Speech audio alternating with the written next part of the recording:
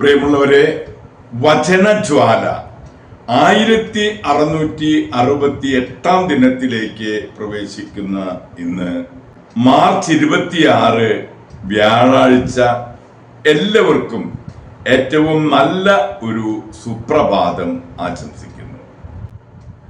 50 നോമ്പ് 40-ാം ദിവസത്തേക്ക് പ്രവേശിക്കുന്ന ഇന്നത്തെ വചന വായനയിൽ ജെറമിയായുടെ പുസ്തകം 39-ാം അധ്യായം 1 മുതൽ 18 വരെയുള്ള തിരുവാക്യങ്ങളാണ് നാം ഇന്ന് ശ്രവിക്കുക.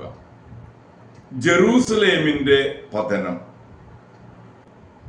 യൂദാ രാജാവായ സെദക്കിയായുടെ ഭരണത്തിന്റെ 9-ാം വർഷം 10-ാം മാസം ബാബിലോൺ രാജാവ് നബുക്കദ്നേസർ തന്റെ സൈന്യം മുഴുവനോടും കൂടെ ജെറൂസലേം വളഞ്ഞു.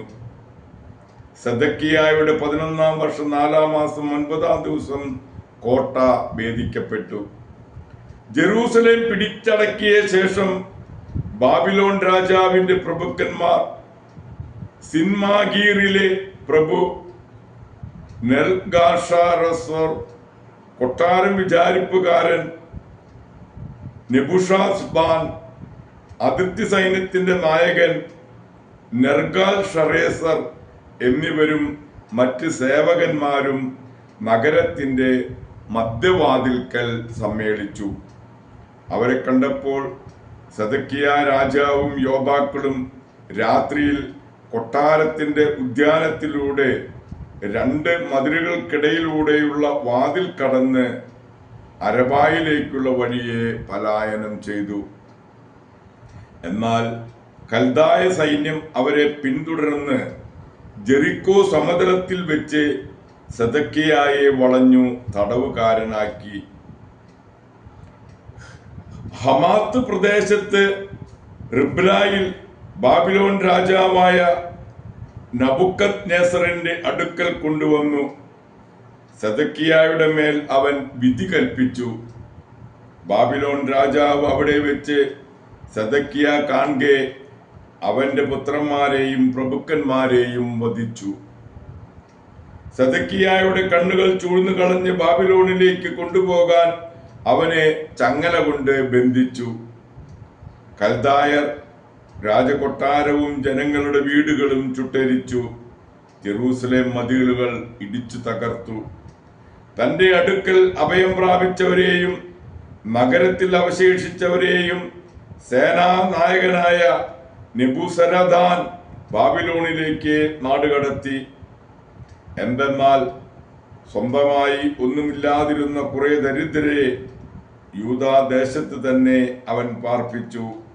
അവർക്ക് മുന്തിരിത്തോട്ടങ്ങളും വയലുകളും നൽകി. ജെറമിയായുടെ മോചനം.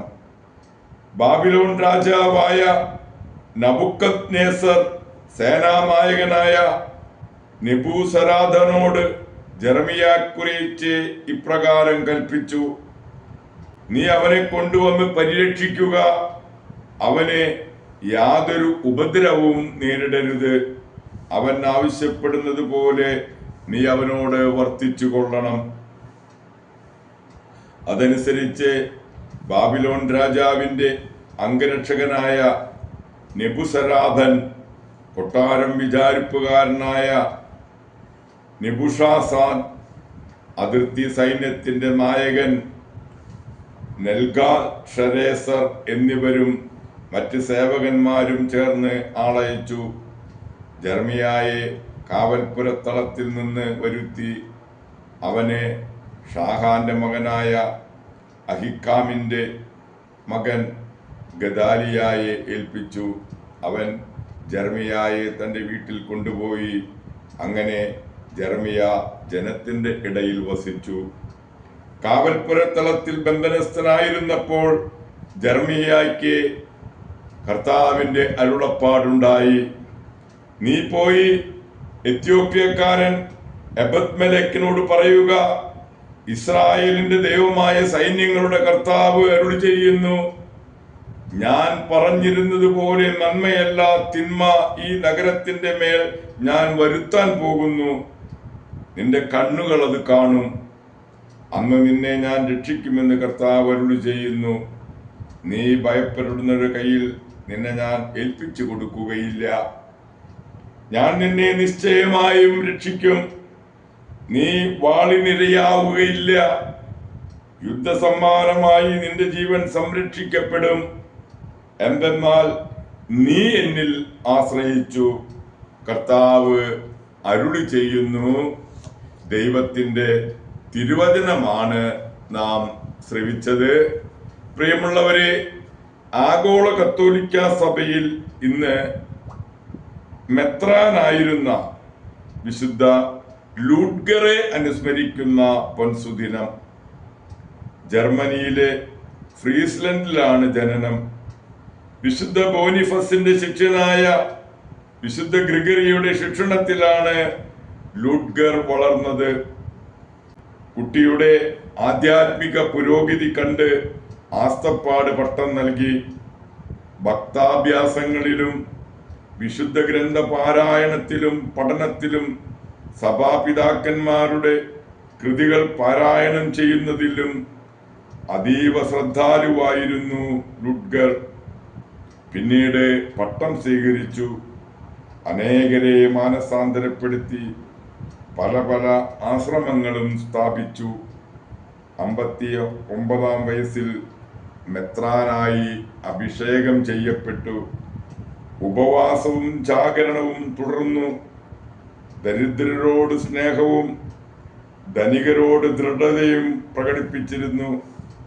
പ്രാർത്ഥനകളുടെയും തിരുക്കർമ്മങ്ങളുടെയും സമയത്തിൽ മറ്റു കാര്യങ്ങളിൽ തലയിടരുതെന്ന് അദ്ദേഹം നിഷ്കർഷിച്ചിരുന്നു.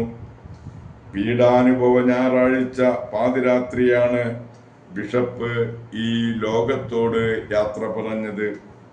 അന്നും പതിവ് പോലെ ദിവ്യബലി അർപ്പിക്കുകയും പ്രസംഗിക്കുകയും ചെയ്തിരുന്നു. മരണസമയം അദ്ദേഹം മുൻകൂട്ടി പറഞ്ഞിരുന്നു.